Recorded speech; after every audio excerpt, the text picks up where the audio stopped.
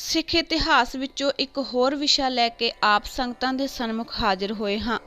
ਫਤਿਹ ਪ੍ਰਵਾਨ ਕਰੋ ਜੀ। ਵਾਹਿਗੁਰੂ ਜੀ ਕਾ ਖਾਲਸਾ, ਵਾਹਿਗੁਰੂ ਜੀ ਕੀ ਫਤਿਹ। ਹਰਿਮੰਦਰ ਸਾਹਿਬ ਵਿੱਚ ਪਹਿਲੀ ਵਾਰ ਬਿਜਲੀ ਕਦੋਂ ਅਤੇ ਕਿਵੇਂ ਲਾਈ ਗਈ, ਇਸ ਗੱਲ ਉੱਤੇ ਅੱਜ ਅਸੀਂ ਵਿਚਾਰ ਕਰਨੀ ਹੈ। ਇੱਕ ਸਮੱਸਿਆ ਦੇ ਤੌਰ ਤੇ 19ਵੀਂ ਸਦੀ ਦੇ ਅੰਤ ਵਿੱਚ ਇਹ ਗੱਲ ਸਾਹਮਣੇ ਆਈ। 19ਵੀਂ ਸਦੀ ਦੇ ਅੰਤ ਵਿੱਚ ਇਸ ਗੱਲ ਤੇ ਬਹੁਤ ਵਾਦ ਵਿਵਾਦ ਹੋਇਆ ਅਤੇ ਹਰਿਮੰਦਰ ਸਾਹਿਬ ਦੇ ਖੇਤਰ ਵਿੱਚ ਬਿਜਲੀ ਲਗਾਈ ਜਾਵੇ ਜਾਂ ਨਾ ਲਗਾਈ ਜਾਵੇ, ਇਸ ਦੇ ਹੱਕ ਵਿੱਚ ਅਤੇ ਵਿਰੋਧ ਵਿੱਚ ਕਈ ਦ੍ਰਿਸ਼ਟੀਕੋਣ ਸਨ ਅਤੇ ਕਈ ਦੋਹਾਂ ਪਾਸਿਆਂ ਵੱਲੋਂ ਬਿਨਾਂ ਹਾਰ ਮੰਨਿਆ ਇਹ ਵਾਦ ਵਿਵਾਦ ਘਮਸਾਣ ਵਰਗਾ ਚੱਲ ਰਿਹਾ ਸੀ।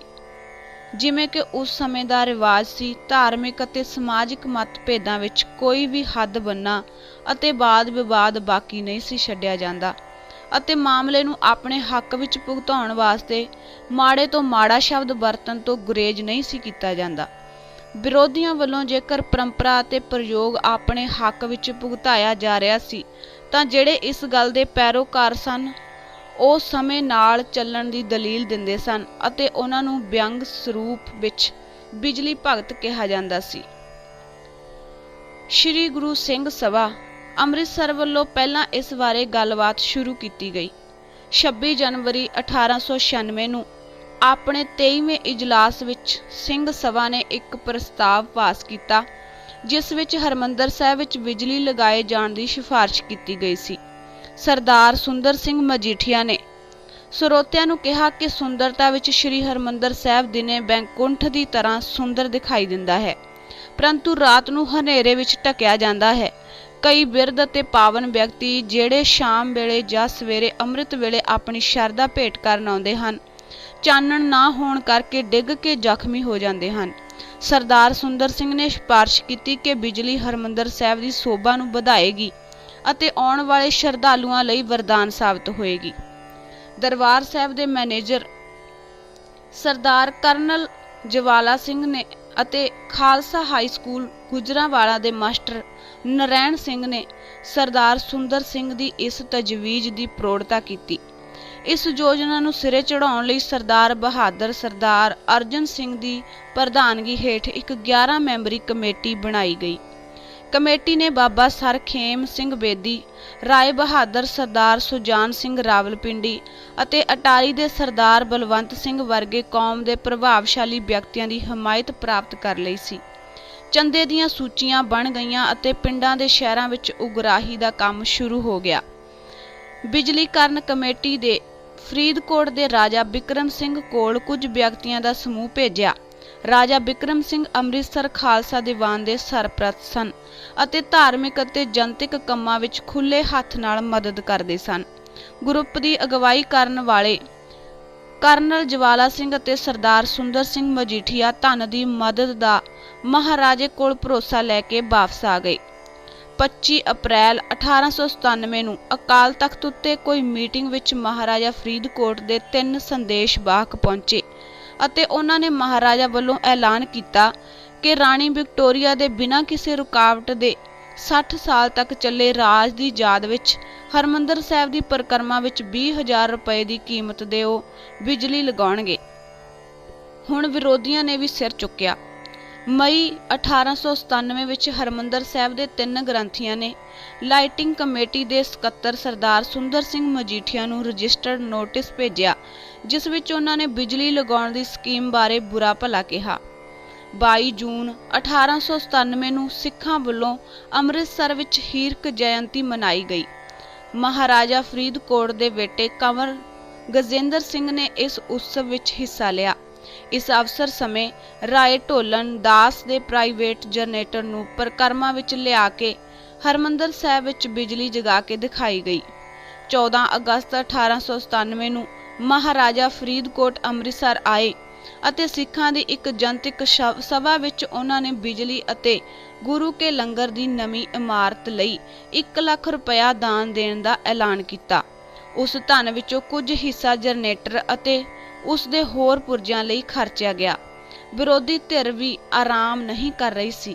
29 ਜੁਲਾਈ 1897 ਦੀ ਲਾਹੌਰ ਸਿੰਘ ਸਭਾ ਦੀ ਕਾਰਜਕਾਰਨੀ ਕਮੇਟੀ ਨੇ ਇਸ ਪ੍ਰਸਤਾਵ ਦੀ ਨਾਮਨਜ਼ੂਰੀ ਆਪਣੇ ਰਿਕਾਰਡ ਵਿੱਚ ਦਰਜ ਕਰ ਲਈ। 27 ਅਗਸਤ 1897 ਦੇ ਲਾਹੌਰ ਦੇ ਖਾਲਸਾ ਅਖਬਾਰ ਵਿੱਚ ਹਰਮੰਦਰ ਸਾਹਿਬ ਦੇ 3 ਗ੍ਰੰਥੀਆਂ ਭਾਈ ਹਰਨਾਮ ਸਿੰਘ, ਭਾਈ ਭਗਤ ਸਿੰਘ ਅਤੇ ਭਾਈ ਪ੍ਰਤਾਪ ਸਿੰਘ ਵੱਲੋਂ ਇੱਕ ਪੱਤਰ ਛਾਪਿਆ ਗਿਆ, ਜਿਸ ਵਿੱਚ ਬਿਜਲੀ ਲੱਗਣ ਦੇ ਪ੍ਰਸਤਾਵ ਦੇ ਖੁੱਲ੍ਹੇ ਤੌਰ ਤੇ ਵਿਰੋਧ ਕੀਤਾ ਗਿਆ ਸੀ। ਇਸ ਤੋਂ ਬਾਅਦ ਇੱਕ ਤਰਕ ਇਹ ਦੱਸਣ ਵਾਸਤੇ ਸਾਹਮਣੇ ਲਿਆਂਦਾ ਗਿਆ ਕਿ ਕਿਵੇਂ ਪਵਿੱਤਰ ਚੌਗਿਰਦੇ ਵਿੱਚ ਬਿਜਲੀ ਚਾਲੂ ਕਰਨਾ ਅਨੁਚਿਤ ਹੈ। ਇਸ ਲਈ ਇਸ ਲੇਖ ਨੂੰ ਬਿਜਲੀ ਉਦਾਹਰਨ ਸਿਰਲੇਖ ਹੇਠ ਇੱਕ ਟਰੈਕਟ ਦੇ ਰੂਪ ਵਿੱਚ ਦੁਹਰਾਇਆ ਗਿਆ। ਬਿਜਲੀ ਖਤਰਨਾਕ ਹੈ। ਇਸ ਨੁਕਤੇ ਨੂੰ ਪੱਕੀ ਤਰ੍ਹਾਂ ਸਥਾਪਿਤ ਕਰਨ ਲਈ ਸਰਕਾਰ ਦੇ 1887 ਦੇ ਬਣਾਏ ਐਕਟ ਦੇ ਸਿਰਲੇਖ ਦਾ ਹਵਾਲਾ ਦਿੱਤਾ ਗਿਆ, ਜਿਹੜਾ ਕਿ ਇਸ ਪ੍ਰਕਾਰ ਹੈ। ਇਹ ਅਜਿਹਾ ਐਕਟ ਹੈ ਜਿਹੜਾ ਵਿਅਕਤੀ ਦੀ ਅਤੇ ਜਾਇਦਾਦ ਦੀ ਬਿਜਲੀ ਦੀ ਸਪਲਾਈ ਕਰਨ ਆਉਣ ਵਾਲੇ ਖਤਰਿਆਂ ਤੋਂ ਰੱਖਿਆ ਕਰਨ ਦਾ ਪ੍ਰਾਵਧਾਨ ਪ੍ਰਸਤੁਤ ਕਰਦਾ ਹੈ। ਇੱਕ ਹੋਰ ਸਾਰਾਂਸ਼ 27 ਅਕਤੂਬਰ 1897 ਦੇ Civil and Military Gazette Lahore ਵਿੱਚੋਂ ਪੇਸ਼ ਕੀਤਾ ਗਿਆ। ਅਮਰੀਕਾ ਵਿੱਚ ਬਿਜਲੀ ਅਤੇ ਪਾਵਰ ਦੀਆਂ ਤਾਰਾਂ ਦੇ ਸੰਪਰਕ ਵਿੱਚ ਆ ਜਾਣ ਨਾਲ ਕਈ ਲੋਕ ਆਪਣੀਆਂ ਜਾਨਾਂ ਗਵਾ ਬੈਠੇ।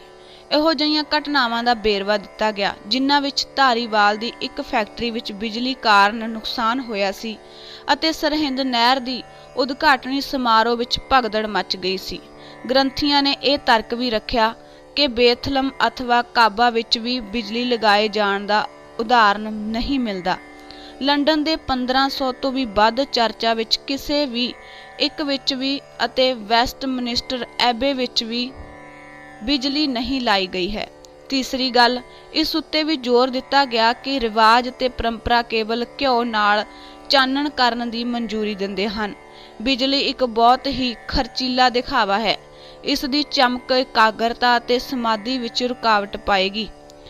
ਇਸ ਸਾਰੇ ਕੰਮ ਨੂੰ ਪਹਿਲਾਂ ਹੀ ਉਲਟਾ ਦੇਣ ਲਈ ਇਸ ਨੁਕਤੇ ਤੇ ਵਿਸ਼ੇਸ਼ ਜ਼ੋਰ ਦਿੱਤਾ ਗਿਆ ਕਿ ਬਿਜਲੀ ਦੀ ਰੋਸ਼ਨੀ ਤਾਂ ਪੱਛਮੀ ਹੈ ਅਤੇ ਹਰਮੰਦਰ ਸਾਹਿਬ ਦੀ ਇਮਾਰਤ ਹੈ ਜਿਹੜੀ ਉਹ ਪੂਰਬੀ ਹੈ। ਦੋਵੇਂ ਇੱਕ ਦੂਜੇ ਦੇ ਵਿਰੋਧੀ ਹਨ। ਇਹਨਾਂ ਗ੍ਰੰਥੀਆਂ ਨਾਲ ਤਖਤ ਸ੍ਰੀ ਅਵਚਲ ਨਗਰ ਨੰਦੇੜ ਦੇ ਪੁਜਾਰੀ ਵੀ ਸਹਿਮਤ ਸਨ, ਜਿਨ੍ਹਾਂ ਨੇ ਘਿਓ ਤੋਂ ਬਗੈਰ ਹਰ ਪ੍ਰਕਾਰ ਦੀ ਰੋਸ਼ਨੀ ਨੂੰ ਰੱਦ ਕਰ ਦਿੱਤਾ, ਕਿਉਂਕਿ ਘਿਓ ਵਿੱਚ ਹੀ ਜ਼ਰੂਰੀ ਪਵਿੱਤਰਤਾ ਵਿਦਮਾਨ ਸੀ। ਸਿੰਘ ਸਭਾ ਲਹਿਰ ਦੇ ਇੱਕ ਬਹੁਤ ਹੀ ਪ੍ਰਸਿੱਧ ਸ਼ਖਸੀਅਤ ਬਾਬੂ ਤੇਜਾ ਸਿੰਘ ਪਸੌੜ ਨੇ 3 ਸਤੰਬਰ 1897 ਦੇ ਖਾਲਸਾ ਅਖਬਾਰ ਵਿੱਚ ਇੱਕ ਪੱਤਰ ਪੇਸ਼ ਕੀਤਾ ਅਤੇ ਉਸ ਵਿੱਚ ਇਸ ਗੱਲ ਤੇ ਜ਼ੋਰ ਦਿੱਤਾ ਕਿ ਸਿੱਖਾਂ ਨੂੰ ਇਸ ਗੱਲ ਦੀ ਸੱਚੀ ਰੋਸ਼ਨੀ ਚਾਹੀਦੀ ਹੈ ਕਿ ਕੌਮ ਵਿੱਚੋਂ ਜਾਤ-ਪਾਤ ਦੇ ਵਿਤਕਰੇ ਨੂੰ ਖਤਮ ਕੀਤਾ ਜਾ ਸਕੇ। ਹਰਮੰਦਰ ਸਾਹਿਬ ਦੀ ਪੂਰਵੀ ਰਿਵਾਜ ਦੇ ਮੁਤਾਬਕ ਘਿਓ ਨਾਲ ਰੋਸ਼ਨੀ ਕਰਨਾ ਸਭ ਤੋਂ ਉੱਤਮ ਹੈ। ਇੱਕ ਹੋਰ ਸੰਵਿਦਾਦਾਤਾ ਨੇ 27 ਅਗਸਤ 1897 ਨੂੰ ਖਾਲਸਾ ਅਖਬਾਰ ਵਿੱਚ ਇਹ ਲਿਖਿਆ ਕਿ ਉਸਨੇ ਪੰਜਾਬ ਦੇ ਆਰਕ ਬਿਸ਼ਪ ਤੋਂ ਪੁੱਛਣ ਉਪਰੰਤ ਇਹ ਜਾਣਿਆ ਹੈ ਕਿ ਸੈਂਟ ਪੀਟਰ ਅਤੇ ਸੈਂਟ ਪੋਲ ਵਿਖੇ ਵੀ ਕੋਈ ਬਿਜਲੀ ਦੀ ਰੋਸ਼ਨੀ ਨਹੀਂ ਹੈ। ਉਸਨੇ ਉਹਨਾਂ ਅੰਗਰੇਜ਼ਾਂ ਵੱਲੋਂ ਕੀਤੀ ਗਈ ਆਲੋਚਨਾ ਨੂੰ ਯਾਦ ਕਰਾਇਆ ਕਿ ਹਰਮੰਦਰ ਸਾਹਿਬ ਦੇ ਨਾਲ ਜਰਨਲ ਸੈਲੀ ਵਾਲਾ ਘੰਟਾ ਘਰ ਇੱਕ ਅਤਿਅੰਤ ਹੀ ਘਿਨਾਉਣਾ ਕੰਮ ਹੈ। ਇਸੇ ਤਰ੍ਹਾਂ ਹੀ ਉਸਨੇ ਅਖੀਰ ਵਿੱਚ ਕਿਹਾ ਕਿ ਪੱਛਮੀ ਰੋਸ਼ਨੀ ਹਰਮੰਦਰ ਸਾਹਿਬ ਦੇ ਅੰਦਰ ਅਨੁਚਿਤ ਹੋਵੇਗੀ। ਕਰੋਧ ਵਿੱਚ ਲਿਖੇ ਹੋਏ ਇੱਕ ਪੈਂਫਲੇਟ ਵਿੱਚ ਹੋਤੀ ਮਰਦਾਨ ਦੇ ਸੰਤ ਖਾਲਸਾ ਦਿਆਲ ਸਿੰਘ ਵੀ ਇਸ ਵਿਵਾਦ ਵਿੱਚ ਸ਼ਾਮਲ ਹੋ ਗਏ। ਉਹਨਾਂ ਨੇ ਕਿਹਾ ਕਿ ਹਰਮੰਦਰ ਦੀਆਂ ਕੰਧਾਂ ਅਤੇ ਛੱਤ ਨੂੰ ਬਿਜਲੀ ਦੀਆਂ ਤਾਰਾਂ ਲਾਉਣ ਵਾਸਤੇ ਖੋਦਣਾ ਇੱਕ ਭਾਰੀ ਬੇਅਦਬੀ ਹੋਵੇਗੀ। 6 ਅਗਸਤ 1897 ਨੂੰ ਆਪਣੇ ਸੰਪਾਦਕੀ ਪੰਨੇ ਵਿੱਚ ਖਾਲਸਾ ਅਖਬਾਰ ਨੇ ਇਹ ਲਿਖਿਆ ਕਿ ਹਰਮੰਦਰ ਕੋਈ ਮਿਊਜ਼ੀਅਮ ਨਹੀਂ ਹੈ ਜਿਸ ਵਿੱਚ ਲੋਕਾਂ ਦਾ ਧਿਆਨ ਦਿਵਾਉਣ ਵਾਸਤੇ ਅਜਿਹਾ ਬਜ਼ਾਰੂ ਦਿਖਾਵਾ ਕਰਨ ਦੀ ਲੋੜ ਹੈ।